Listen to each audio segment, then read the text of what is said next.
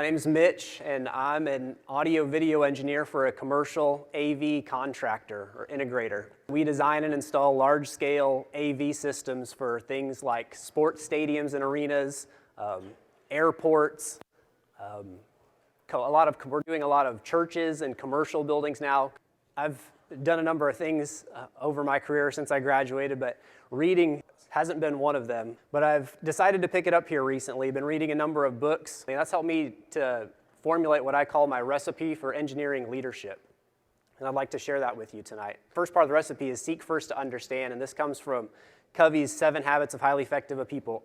We as engineers a lot of times have a tendency to want to jump in and want to solve problems, but I recommend taking a pause and try to get your thoughts together. Let's gather all the facts and resources and try to make sure that we define the problem before we dive in and start trying to generate designs and solutions. After that, we have industriousness and enthusiasm, and this comes from John Wooden's book on leadership. All industriousness and enthusiasm means is really just fancy words for hard work and enjoying what you do. There's a really cool interaction between those two things. It's important that they go together.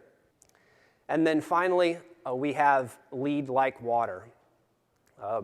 We all know that water takes different shapes at different times. It's hot and it's cold. You've got steam and liquid water and ice.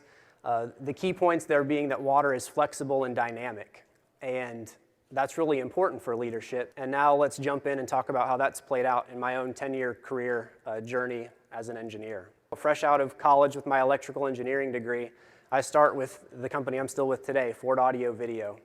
And I'm excited about the opportunity, but I had to start in an entry-level manual labor position that they call installation technician. And what that means is that I had to be out there on our job sites. I was hanging TVs and projectors, large speaker clusters. I didn't realize it at the time, but now looking back, I realized that I had to do all that because the owner of my company believed strongly in that first part of the recipe that I told you about, seek first to understand.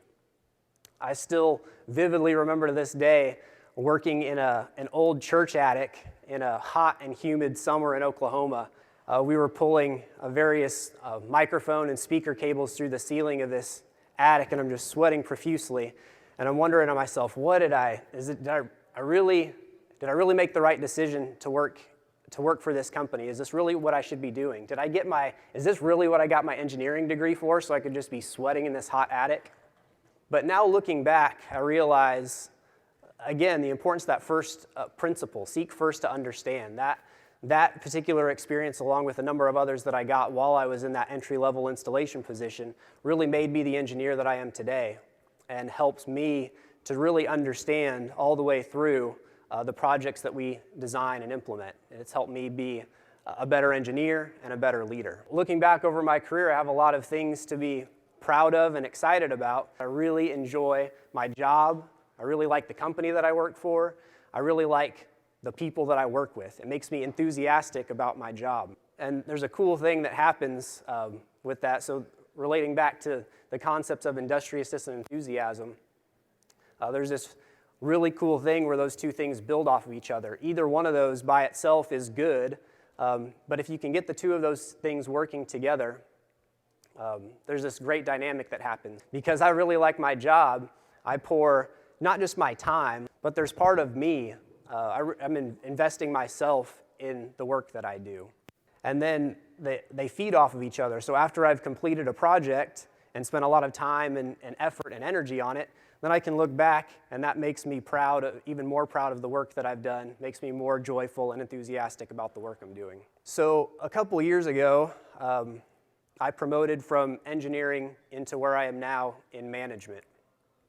And it's important to say, starting out here, that leadership and management are not the same thing. And just because you're good at one doesn't mean that you'll be good at the other. You don't have to be in a management position to act like a leader. I believe a big part of the reason why I was selected to promote into management is because I was demonstrating leadership quality and potential while I was in engineering. There's a saying that stuck with me. You manage resources and you lead people. And that's why leading like water is so important. Leadership is all about people. I'm not only leading and managing engineers, but also installation technicians and sales and project managers. Every person is different, and in order to lead or manage effectively, you have to meet people where they are and be flexible and dynamic. So wrapping that all up, to give you my recipe again, we've got seek first to understand, add to that a little bit of industriousness and enthusiasm, and then finally, if you lead like water, you'll have the recipe for engineering leadership. Thank you all very much.